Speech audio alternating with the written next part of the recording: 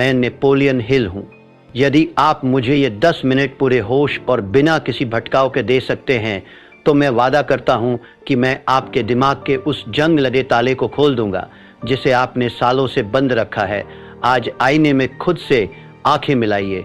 क्या आपको वहाँ एक विजेता दिख रहा है या फिर एक ऐसा इंसान जिसने बहानेबाजी की चादर ओढ़कर अपने सपनों की लाश को दफना दिया है? जहाँ एक ही सवाल आपके अंतर्मन को चीरता रहता है, वह सवाल है, मैं शुरुआत तो कर लेता हूँ, फिर रुक क्यों जाता हूँ? आप अकेले नहीं हैं। इस ग्रह के 97% लोग इसी कुएं में अपनी पूरी जिंदगी गुजार देते हैं।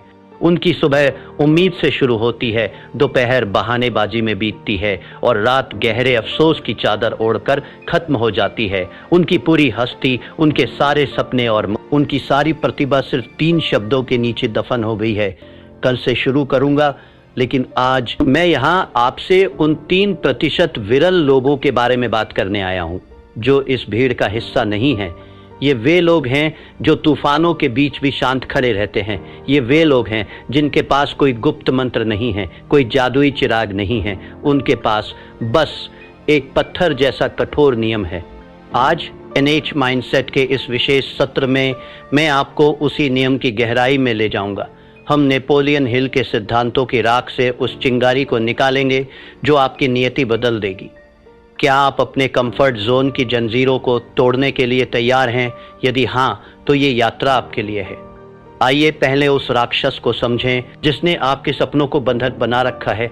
समस्या ये नहीं है कि आप में टैलेंट की कमी है, समस्या ये है कि आप खोखला जोश के नशे के आदी हो गए हैं।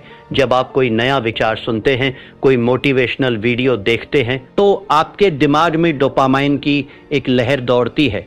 आपको लगता है कि आप रातों रात दुनिया बदल देंगे। लेकिन तीसरे दिन जब वह नशा उतरता है, जब शरीर में दर्द होता है, जब दिमाग बहाने ढूंढता है, तब सामने आता है वह लंबा, नीरस और धुंधला रास्ता। 97% लोग यही दम तोड़ देते हैं। वे जोश को अनुशासन समझने की गलती कर बैठते हैं। मैंने अपनी बरसों की रिसर्च के बाद ये पाया था कि इंसान का सबसे बड़ा दुश्मन कोई और नहीं, उसका अपना अस्थिर मन है। एक छात्र की मिसाल लीजिए। वह परीक्षा से 2 महीने पहले एक भव्य टाइम टेबल बनाता है। 2 दिन वह 10-10 घंटे पढ़ता है। तीसरे दिन उसे लगता है कि उसने बहुत कुछ कर लिया है। चौथे दिन एक छोटा सा भटकाव आता है और 5वें दिन वह वापस उसी भीड़ का हिस्सा बन जाता है जहां केवल औसत दर्जे की जिंदगी है। यह निरंतरता की कमी सिर्फ एक बुरी आदत नहीं है, यह आपकी आत्मा का धीरे धीरे होने वाला कत्ल है। हर बार जब आप खुद से किया हुआ वादा तोड़ते हैं, आप अपने आत्मविश्वास की एक ईंट गिरा देते हैं। एक समय ऐसा आता है जब आप खुद पर विश्वास करना ही बंद कर देते हैं। अब जरा अपनी नजर घुमाइए और उन 3% लोगों को देखिए। क्या वे हमसे अलग मिट्टी के बने हैं? क्या एलन मस्क या बिल गेट्स के पास 24 घंटे से ज्यादा का समय है? बिल्कुल नहीं। उनके पास बस एक चीज है, बोरियत को गले लगाने की ताकत। सफल लोग वह काम करने की अद्भुत क्षमता रखते हैं जो बाकी दुनिया को बोरिंग लगता है। थिंक एंड ग्रो रिच में परसिस्टेंस को सफलता का सबसे महत्वपूर्ण स्तंभ बताया गया है।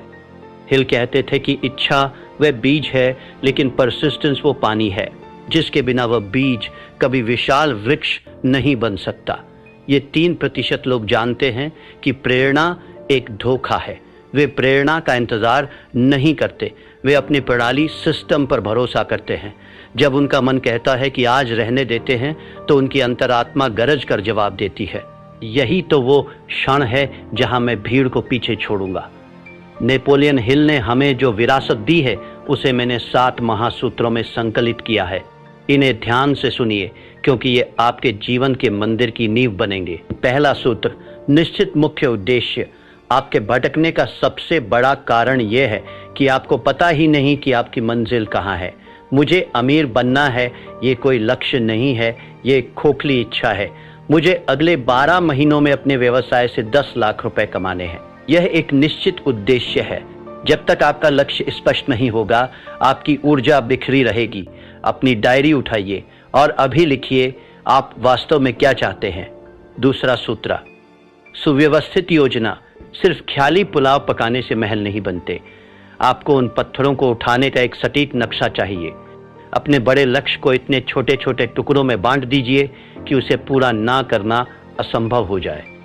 अगर आपको एक लेखक बनना है तो पूरी किताब के बारे में मत सोचिए, सिर्फ रोज के 200 शब्द लिखने का लक्ष्य रखिए।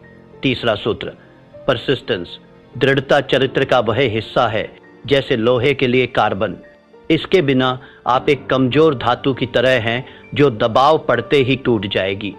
जब असफलता आपके दरवाजे पर दस्तक दे तो उसे हार मत समझिए, उसे एक कठिन गुरु मानिए जो आपको अगले स्तर के लिए तैयार कर रहा है।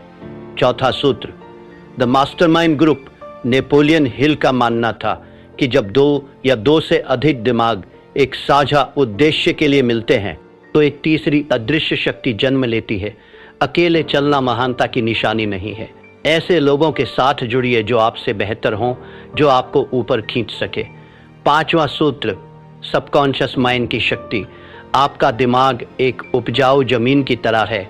यदि आप इसमें सफलता और निरंतरता के बीज नहीं बोएंगे तो जंगली घास अपने आप उगाएगी। रोज सोने से पहले अपने लक्ष्य को दोहराइए, उसे महसूस कीजिए जैसे वह सच हो चुका हो।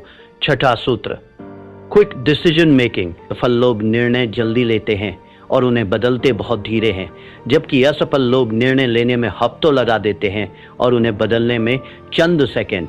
टाल मटोल आपके समय का चोर है, इसे अभी मार दीजिए। सातवां सूत्र, एक्शन ओवर थिंकिंग।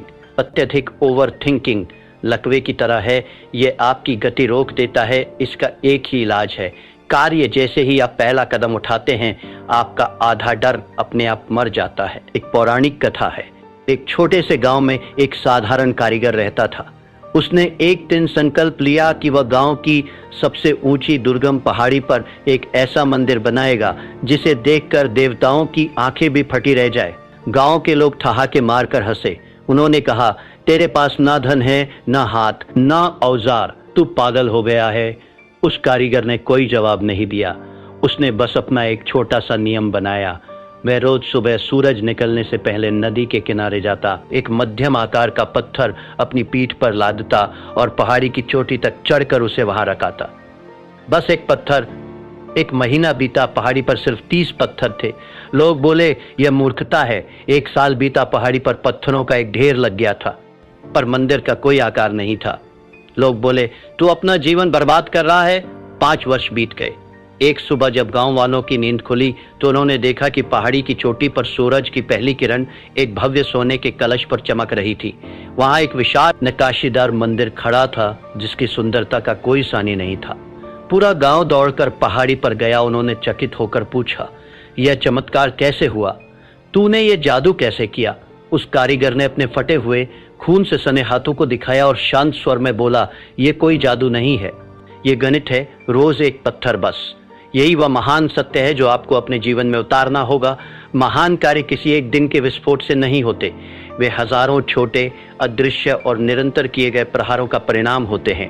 क्या आप अपना एक पत्थर रोज उठाने के लिए तैयार हैं मेरे मित्र? एक बात हमेशा याद रखना, समय आपके विरुद्ध साजिश रच रहा है। हर गुजरता हुआ दिन, हर टाला हुआ काम आपकी आत्मा का एक हिस्सा नोच कर ले जा रहा है। 97% लोग मृत्युशैया पर एक ही विचार लेकर मरते हैं, काश मैंने वह कोशिश जारी रखी होती। क्या आप अपने जीवन की अंतिम सांस इस काश के बोझ के साथ लेना चाहेंगे? यह अफसोस दुनिया के किसी भी शारीरिक दर्द से कहीं ज्यादा गहरा और कड़वा होता है। अनुशासन का वजन ग्रामों में होता है, लेकिन अफसोस का वजन टनों में होता है। चुनाव आपका है। नेपोलियन हिल ने अपनी एक और किताब में लिखा था कि अवसर अक्सर दुर्भाग्य या अस्थायी विफलता के वेश में आता है।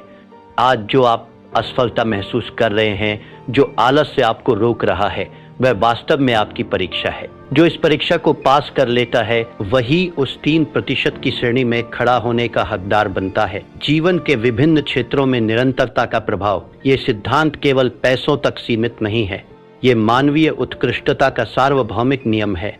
धन के क्षेत्र में ये रोज की छोटी सी बचत है।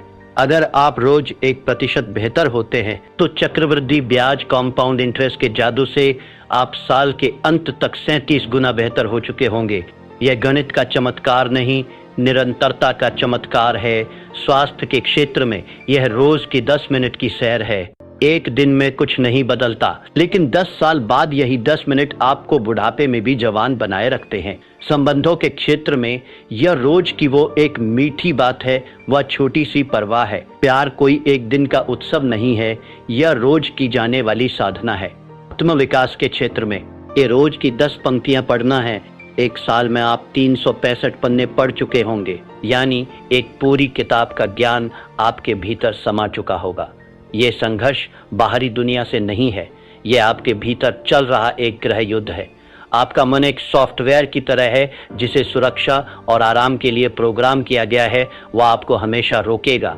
वो कहेगा आज सो जाते हैं, कल बहुत काम था, अभी मौसम खराब है। लेकिन आपकी आत्मा, वो दिव्य अंश जो आपके भीतर है, वह जानती है कि आप किस मिट्टी के बने हैं। वह जानती है कि आप अनंत संभावनाओं के मालिक हैं।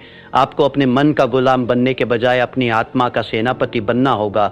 नेपोलियन हिल कहते थे कि मनुष्य का मस्तिष्क जिसे सोच सकता है और जिस पर विश्वास कर सकता है, उसे वह प्राप्त भी कर सकता है। लेकिन विश्वास केवल सोचने से नहीं आता, विश्वास कर्म से आता है। जब आप रोज अपना वादा पूरा करते हैं तो आपका दिमाग आप पर भरोसा करना शुरू कर देता है। अब वक्त है कोरी बातों को क्रिया, एक्शन में बदलने का। मैं आपको एक चुनौती दे रहा हूं, 90 दिवसीय परिवर्तन योजना। पहला चरण, 1 से 30 दिन आदत का निर्माण। इस दौरान अपनी चुनी हुई आदत को सिर्फ 5 मिनट दें। चाहे बाहर तूफान आ जाए, चाहे भूकंप आ जाए, वो 5 मिनट आपकी जिंदगी के सबसे पवित्र मिनट होने चाहिए। यहाँ आपका लक्ष्य परिणाम नहीं, बल्कि उपस्थिति दर्ज कराना है। 31 से 60 दिन, पहचान का बदलाव। अब आप केवल वह काम कर नहीं रहे हैं, अब आप वह काम बन रहे हैं। खुद से कहिए, मैं वह इंसान हूं जो रोज व्यायाम करता है, मैं वो इंसान हूं जो रोज पढ़ता है। आपकी पहचान बदलने लगेगी। 61 से 90 दिन मोमेंटम का जादू। इस अवस्था में पहुंचते ही जादू शुरू होगा। अब आपको खुद को धक्का देने की जरूरत नहीं पड़ेगी। अब आप एक ऐसी ट्रेन की तरह हैं जो 100 मील प्रति घंटे की रफ्तार से दौड़ रही है। अब आपको रोकना नामुमकिन है। तो मेरे साथी यात्रियों, अब आप उस तिराहे पर खड़े हैं जहां से 2 रास्ते अलग होते हैं। पहला रास्ता वही पुराना और घिसा पिटा है 97% वाली भीड़ का, जहां बहुत आराम है, हजारों बहाने हैं और अंत में एक सड़ा हुआ बदबूदार अफसोस है। दूसरा रास्ता उन 3% विरल व्यक्तियों का है जहां शुरुआत में अकेलापन है, जहां पसीना है, जहां दर्द है, लेकिन जिसके अंत में अमरता और शिखर है। आपका दिमाग अभी भी आपके कान में फुसफुसा रहा होगा, कल से देख लेंगे भाई, आज रहने दे। उसे एक जोरदार मानसिक थप्पड़ मारिए, अपनी आत्मा की आवाज सुनिए, अपनी डायरी उठाइए और आज इसी वक्त अपने मंदिर का पहला पत्थर रखिए। याद रखिएगा, इतिहास उन्हें याद नहीं रखता जो शुरू करते हैं, इतिहास उन्हें याद रखता है जो खत्म करते हैं। आज का यह दिन फिर कभी वापस नहीं आएगा।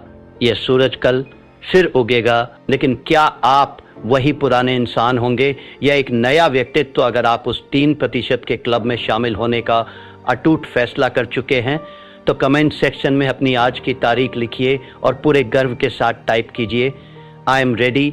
ये आपका खुद से किया हुआ पहला सार्वजनिक वादा होगा। उठिए, अपने भविष्य की नींव रखिए और याद रखिए, यहाँ हम सिर्फ बातें नहीं करते, हम मानसिकता बदलते हैं। मेरे पास जो 10 मिनट आपने गिरवी रखे थे, उनका समय अब पूरा हो रहा है।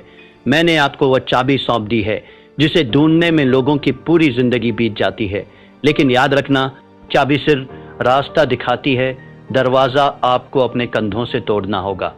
अगर आपकी रगों में अब भी वो खोखला जोश नहीं, बल्कि सफल होने की एक ज्वलंत इच्छा दौड़ रही है, तो इस चैनल को अभी सब्सक्राइब कीजिए, क्योंकि NH माइंडसेट कोई मनोरंजन का चैनल नहीं है। यह उन 3% लोगों का गुप्त किला है जो अपनी किस्मत खुद लिखना जानते हैं। खड़े हो जाइए और अपना पहला पत्थर उठाइए। समय बीत रहा है। धन्यवाद।